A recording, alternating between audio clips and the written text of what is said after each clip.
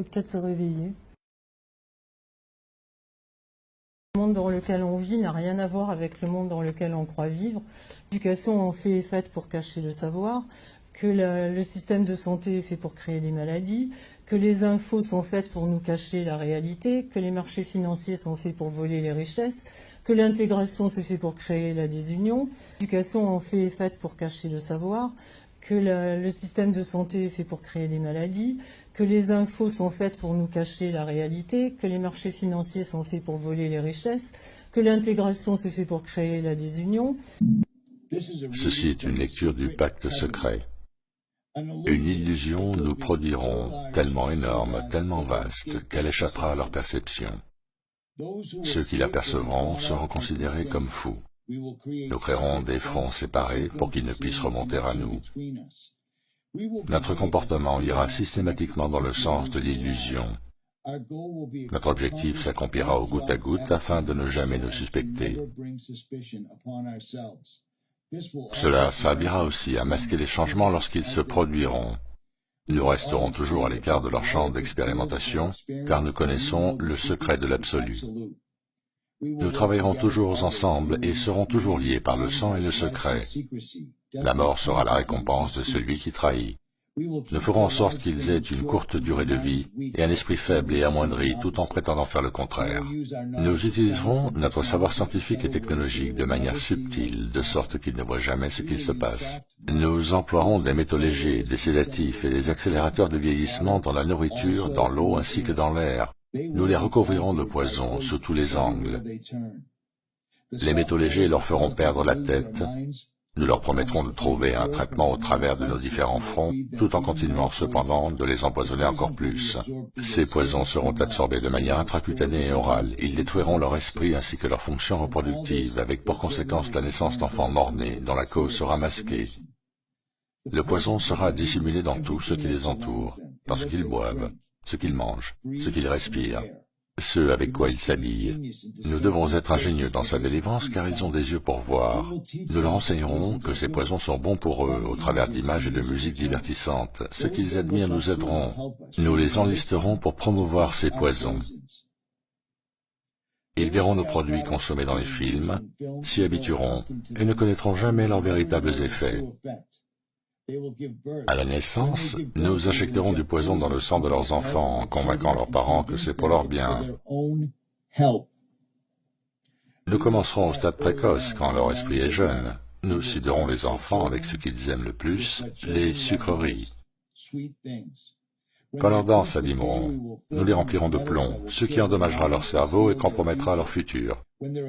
Quand leurs capacités d'apprentissage seront amoindries, nous produirons des médicaments qui les rendront encore plus malades, provoquant d'autres maladies pour lesquelles nous créerons d'autres médicaments. Par notre pouvoir, nous les rendrons faibles, dociles et soumis. Ils deviendront déprimés, lents, obèses. Quand ils demanderont de l'aide, nous leur donnerons encore plus de poison.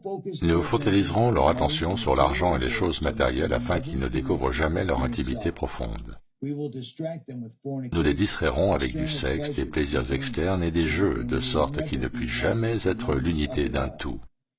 Leur esprit nous appartiendra et ils feront ce que nous leur dirons de faire. S'ils refusent, nous trouverons des moyens d'intégrer dans leur vie une technologie d'altération de la pensée. Nous utiliserons la crainte comme arme. Nous constituerons leur gouvernement ainsi que l'opposition à ces mêmes gouvernements. Nous posséderons les deux camps. Nos objectifs seront toujours masqués, mais notre plan sera toujours en application. Ils effectueront le travail pour nous et nous prospérerons grâce à leur labeur. Nos familles ne se mélangeront jamais avec les leurs. Notre sang doit rester pur, à jamais, car c'est ainsi. Nous les ferons s'entretuer quand cela nous conviendra. Nous les maintiendrons à l'écart de l'unité par le biais des religions et des dogmes. Nous contrôlerons chaque aspect de leur vie. Nous contrôlerons leur manière de penser et comment le penser. Nous les dirigerons avec douceur et gentillesse en les amenant à croire qu'ils sont leurs propres guides. Nous fomenterons un climat d'animosité à travers nos factions. Quand une lumière brillera en eux, nous l'éteindrons par le ridicule ou la mort, selon notre convenance. Nous les ferons se déchirer entre eux et tuer leurs propres enfants. Nous accomplirons ceci en faisant de la haine notre allié et de la colère notre ami.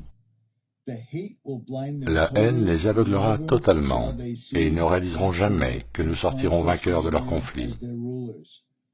Ils seront trop occupés à s'entretuer. Ils baigneront dans leur propre sang et tueront leurs voisins aussi longtemps que cela nous conviendra.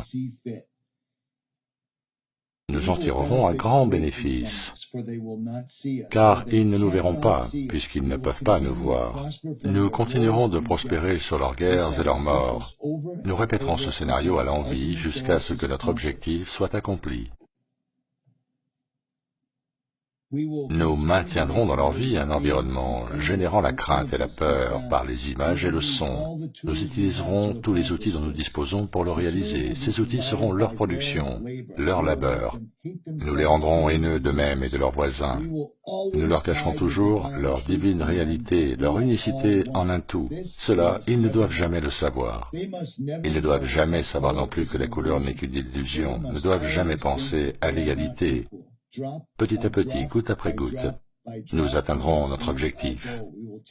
Nous prendrons possession de leurs terres, de leurs ressources, de leurs richesses, afin d'exercer sur eux un contrôle total. Nous les inciterons de manière trompeuse à accepter des lois qui les priveront du peu de liberté qu'ils auront. Nous établirons un système monétaire qui les enfermera, eux et leurs enfants, dans un endettement permanent. Quand ils boycotteront, nous les accuserons de crimes et présenterons une histoire trompeuse au monde à travers les médias que nous contrôlerons tous. Nous nous en servirons pour filtrer l'information et maintenir leur approbation. Quand ils s'élèveront contre nous, nous les écraserons comme des insectes, ce qu'ils ne sont même pas. Ils n'auront aucun moyen de faire quoi que ce soit, car ils ne seront pas armés. Nous recruterons quelques-uns des leurs pour réaliser nos plans. Nous leur promettrons la vie éternelle, qu'ils n'obtiendront jamais, car ils ne sont pas des nôtres. Les recrues seront appelés des initiés et seront endoctrinés afin de croire qu'ils pourront atteindre des royaumes célestes par le biais de rituels de passage trompeurs. Les membres de ce groupe d'initiés seront convaincus d'être intégrés parmi nous, alors qu'ils ne connaîtront jamais la vérité. Et ils ne doivent jamais la découvrir, car alors ils se retourneraient contre nous. Pour leur travail, ils seront récompensés par des choses terrestres et des titres, mais ne deviendront jamais immortels ni ne feront partie de nous, et ne recevront jamais la lumière du voyage cosmique.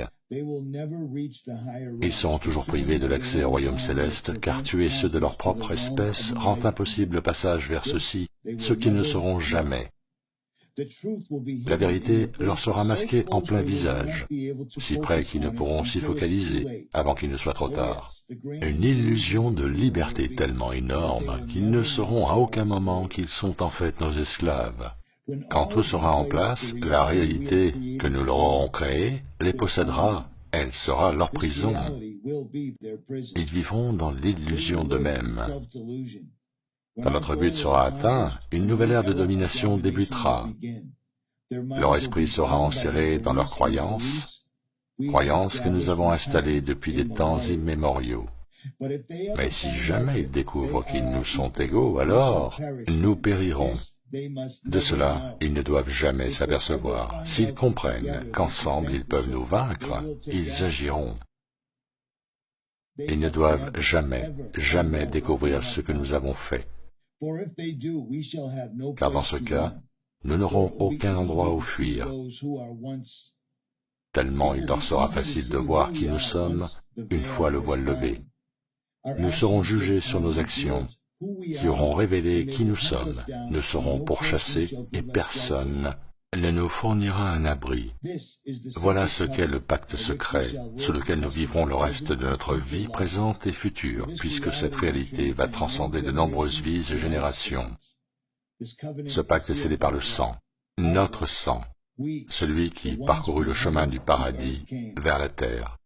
Ce pacte ne doit jamais, jamais être dévoilé. Il ne doit d'aucune manière être discuté ou écrit. Dans le cas contraire, la nouvelle conscience engendrée déclenchera sur nous la furie du Créateur originel, et nous serons ainsi renvoyés dans les ténèbres d'où nous sommes issus, et y resterons aussi longtemps que l'infinité elle-même. Bon, maintenant, beaucoup vont considérer ce que je viens de dire comme une farce, comme un autre élément du manuscrit du protocole de Sion ou du serment des Jésuites. Ceci dit, tout est couvert. Notre existence, ainsi que celle de nos parents et grands-parents et même arrière-grands-parents, est expliquée. Nous vivons en ce moment dans notre prison privée. Ils nous rendent malades pour que nous consommions leurs médicaments qui nous empoisonnent davantage. Tout ce que je viens de vous lire s'est produit. Après tout, comme le rappelle le Premier ministre, et comme il est dit dans la Bible, les Noirs ne sont que des coupeurs de bois et des porteurs d'eau. Ils n'ont pas besoin de connaissances inutiles. Now, just show me how to wrap this. Show us the wrap. Ce qu'ils ont trouvé était incroyable. Il y avait ce qu'on appelle une Faircopper List, autrement dit un bordereau de vente. Sucre à la salmonelle, bière au thallium, cigarette à l'anthrax, à la toxine botulique, chocolat au cyanure, whisky à la colchicine, déodorant au typhimurium, venin de serpent.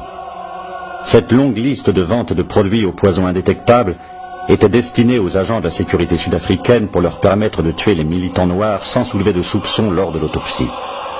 Combien ont été utilisés, on ne le saura sans doute jamais.